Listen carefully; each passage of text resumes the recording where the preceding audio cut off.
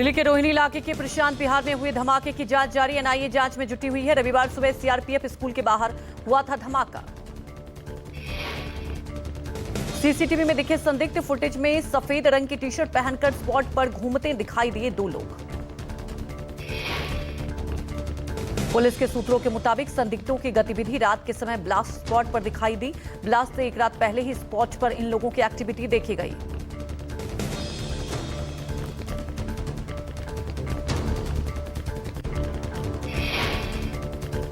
Delhi police के सूत्रों के मुताबिक बम को पॉलिथीन में रखकर लगभग आधे से 1 फीट गड्ढे के नीचे दबाकर प्लांट किया गया था और प्लांट करने के बाद पूरे से गड्ढे को ढक दिया गया था। पुलिस और जांच एजेंसियों ने यह भी पता लगा रही है कि बम पर टाइमर लगा हुआ था या रिमोट के जरिए कंट्रोल किया जा रहा था। दिल्ली धमाके की जांच के लिए पुणे से एक्सपर्ट आए हैं। मौके पर एक्सपर्ट्स ने जांच शुरू कर दी है। सीआरपीएफ के एक्सपर्ट ब्लास्ट स्पॉट पर पहुंचे हैं। ब्लास्ट के इंपैक्ट की जांच की जा रही है। पुणे से आई है टीम। साइट पर आज सीआरपीएफ की टीम पहुंची है, जो अब मौके का मुआयना कर रही है, क्योंकि ये सीआरपीएफ का स्कूल है जहां पर जो है कल सुबह 7:30 बजे के आसपास एक जोरदार धमाका हुआ था। तो उसका इम्पैक्ट की तस्वीरें यहां पर साफ तौर पर नज़र आ रही हैं। और हालांकि इस पूरे मामले में पुलिस लगातार इन्वेस्टिगेशन कर रही है और जितने भी तमाम सीसीटीवी इस इलाके में लगे हुए हैं उसको माना जा रहा है कि धमाका उच्च तीव्रता का था, क्योंकि धमाके के बाद स्कूल की दीवार में छेद हो गया। गनीमत ये रही कि रविवार होने की वजह से स्कूल में छुट्टी थी। धमाके की साइट पर काफी मात्रा में सफेद पाउडर बिखरा हुआ मिला था और इस पूरे घटना की जानकारी गृह मंत्रालय को दी गई है। सूत्रों के मुताबिक दिल्ली धमाके के पीछे खालिस्तानी एंगल से भी जांच की जा रही है। पाकिस्तान से चलने वाले टेलीग्राम चैनल पर धमाके के पीछे खालिस्तानियों का होने का दावा किया गया है। Telegram channel justice league India पर सीसीटीवी फुटेज डालकर बम धमाके का दावा किया गया। हालांकि पुलिस हर एंगल से धमाके की जांच कर रही है। दिल्ली पुलिस ने टेलीग्राम को चिट्ठी लिखी है और जानकारी मांगी है। एजेंसियों को शक है कि कुछ पाकिस्तानी टेरर संगठन भी इस धमाके के पीछे हो सकते हैं। श्रीनगर सोनमर्ग रूट के टनल प्रोजेक्ट पर आतंकियों का हमला। आतंकियों ने एक डॉक्टर समेत 7 कर्मचारियों को उतारा मौत के घाट। आसपास के इलाके की बढ़ी सुरक्षा। गांदरबल में हुए आतंकी हमले की जांच के लिए एनआईए की टीम मौके पर पहुंचने वाली है। गांदरबल आतंकी हमले की जांच शुरू करेगी एनआईए। कश्मीरी आतंकी हमला लश्कर के संगठन टीआरएफ ने ली है जिम्मेदारी। रेकी के बाद टनल कंस्ट्रक्शन साइट पर फायरिंग। हमले के बाद गांदरबल और गगनीर के जंगलों में रात से सर्च ऑपरेशन चलाया जा रहा है। आतंकियों की तलाश में कई जगहों पर छापे मारे। चश्मदीरों के मुताबिक टनल के काम में लगे मजदूरों पर यह अटैक उस वक्त हुआ जब सभी लोग मेस में खाना खा रहे थे। तभी हथियारबंद 3 आतंकी वहां पहुंचे और फायरिंग शुरू कर दी। जिन आतंकियों को निशाना बनाया गया है वो सभी सोनमर्ग की जेडमूर सुरंग पर काम कर रहे थे। टनल मध्य कश्मीर के गांदरबल जिले की गगनगीर घाटी को सोनमर्ग से जोड़ती है। एपको नाम की कंपनी ये सुरंग का काम कर रही थी। टनल अगले साल 2025 तक बनकर तैयार होनी है। आतंकी हमले में 5 अन्य मजदूर भी घायल हुए हैं। यहाँ मध्य कश्मीर के गगनगीर इलाके में लगातार सेना, जम्मू कश्मीर पुलिस और पैरामिलिट्री फोर्सेस का सर्च ऑपरेशन जारी है। एक तरफ सेना के स्पेशल कमांडोज तो वही दूसरी तरफ जम्मू कश्मीर पुलिस का एलीट एसओजी ग्रुप जो है वो इस इलाके में जगह जगह पर तलाशी अभियान को। सीएम उमर अब्दुल्ला ने आतंकी हमले की निंदा की। निर्दोष लोगों की हत्या की निंदा करता हूं। गैर स्थानीय मजदूरों पर कायरतापूर्ण हमले की बहुत दुखद खबर है। गृहमंत्री अमित शाह ने कहा, यह कायरतापूर्ण आतंकी हमला कायरतापूर्ण घृणित कृत्य है। आतंकियों को बख्शा नहीं जाएगा। केंद्रीय मंत्री नितिन गडकरी ने भी गांदरबल हमले की निंदा की। कहा, जम्मू कश्मीर के सोनमर्ग के गगनगीर में निर्दोष मजदूरों पर हुए भयानक आतंकी हमला निंदनीय है।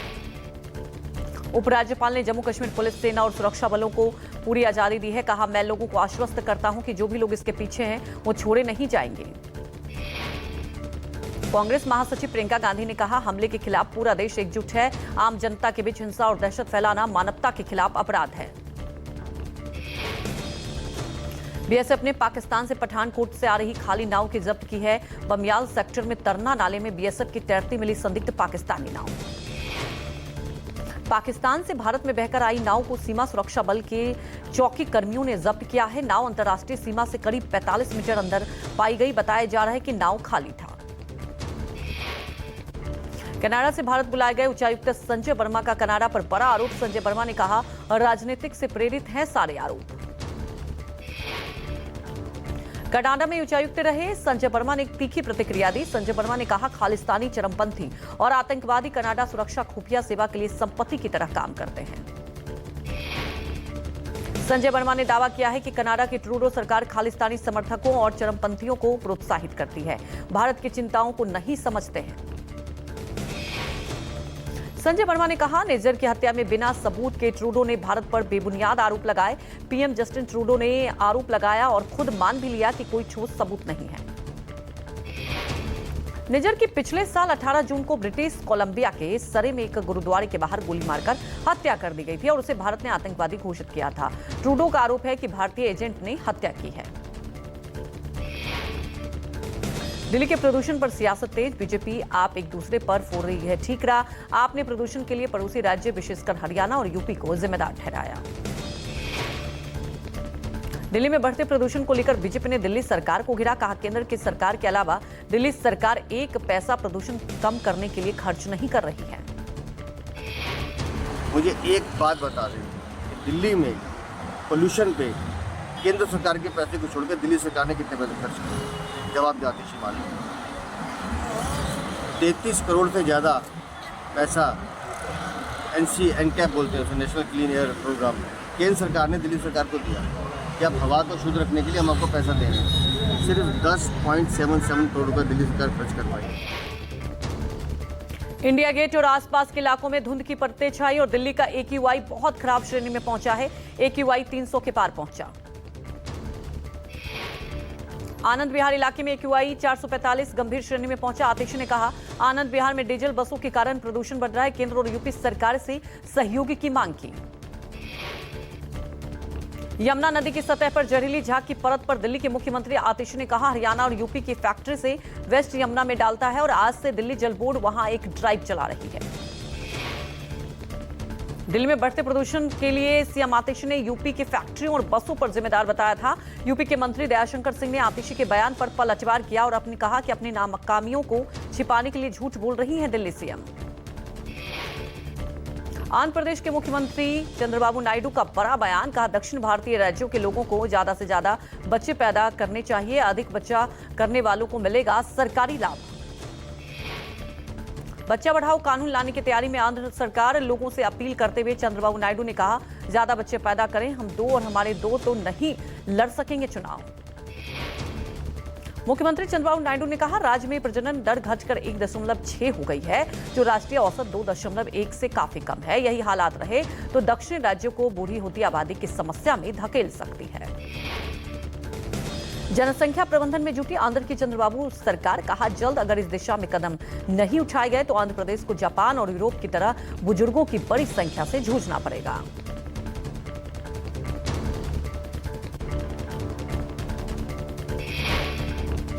हरियाणा में हो गया मंत्रालय का बंटवारा। सीएम सैनी ने गृह, वित्त और आबकारी समेत 12 अहम विभाग अपने पास रखे। अनिल विज को ऊर्जा, परिवहन और लेबर विभाग दिया गया। विभाग बंटवारे में श्रुति चौधरी को महिला एवं बाल विकास और सिंचाई एवं जल संसाधन विभाग मिला। वहीं विपुल गोयल ने रेवेन्यू और डिजास्टर निकाय विभाग, सिविल एविएशन विभाग मिला है। आरती राव को स्वास्थ्य विभाग, राव नरबीर के उद्योग और पर्यावरण विभाग, वहीं अरविंदर शर्मा को जेल विभाग मिला है। महिपाल ढांडा को स्कूल शिक्षा, उच्च शिक्षा, संसदीय कार्य मंत्रालय मिला।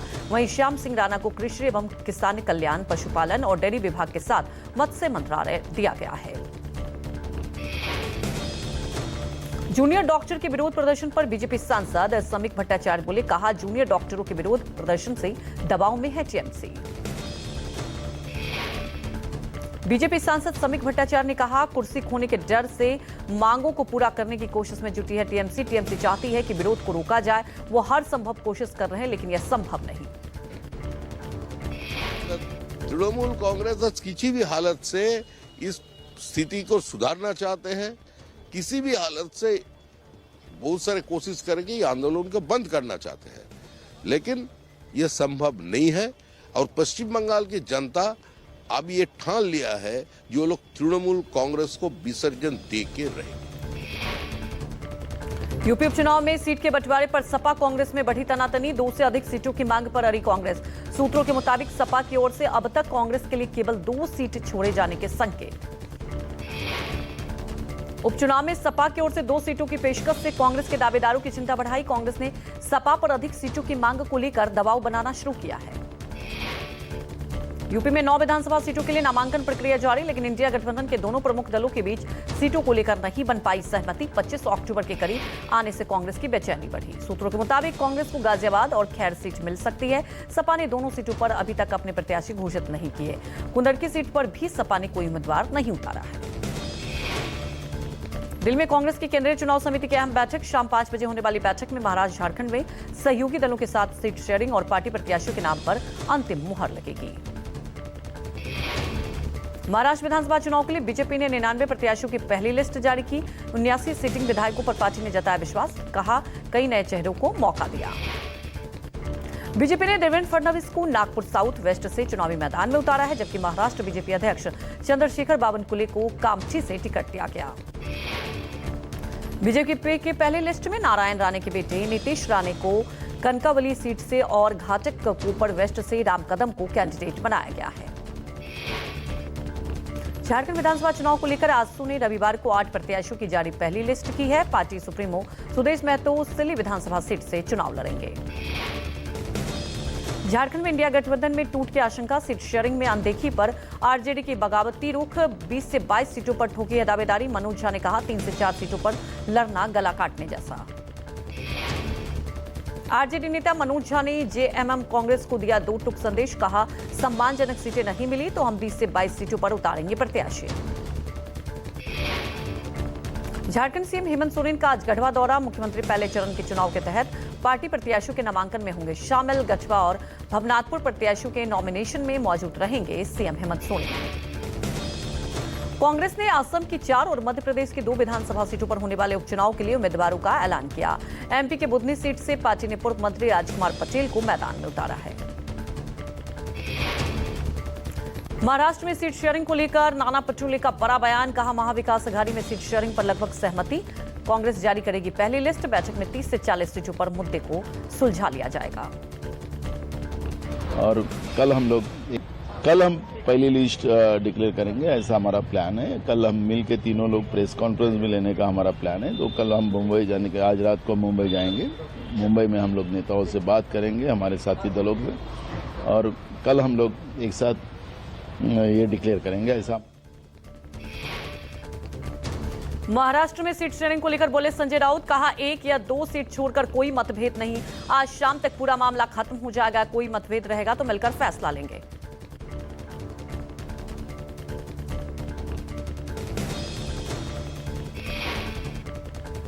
महाराष्ट्र विधानसभा चुनाव में सीट शेयरिंग को लेकर शिवसेना, यूबीटी और कांग्रेस में मतभेद। विदर्भ की 12 सीटों की मांग कर रही है शिवसेना यूबीटी। आज महाविकास अघाड़ी की होगी संयुक्त प्रेस कॉन्फ्रेंस। 12 विधानसभा चुनाव क्षेत्र को लेकर कांग्रेस और शिवसेना यूबीटी में ठनी। सभी सीट पर बीजेपी और निर्दलीय उम्मीदवार साल 2019 में चुनाव जीते थे। महाराष्ट्र में महाविकास अघाड़ी के बीच सीट शेयरिंग को लेकर तनातनी जारी। एनसीपी शरद गुट के नेता अनिल देशमुख ने कहा आज हो जाएगा सब फाइनल। मायावती में शिंदे सेना के कोटे में कुडाल विधानसभा सीट से चुनाव लड़ना चाहते हैं नारायण राणे के बड़े बेटे नीलेश राणे। 23 अक्टूबर को शिंदे सिद्धदुर्ग के दौरे पर हैं। माना यह जा रहा है कि नीलेश शिंदे गुट का दामन थाम सकते हैं।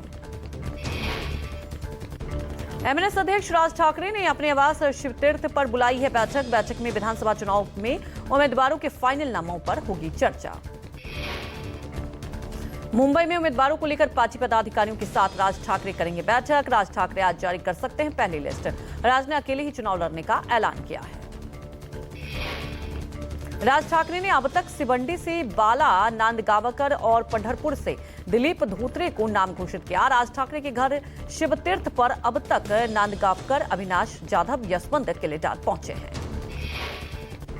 सियासी हलचल के बीच अजित पवार के सरकारी आवास पर उनके विधायकों के पहुंचने का सिलसिला जारी।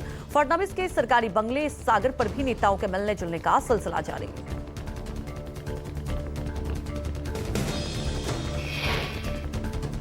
मिल्कीपुर सीट पर अनिश्चितता बरकरार। मिल्कीपुर विधानसभा सीट पर हाईकोर्ट आज करेगा सुनवाई।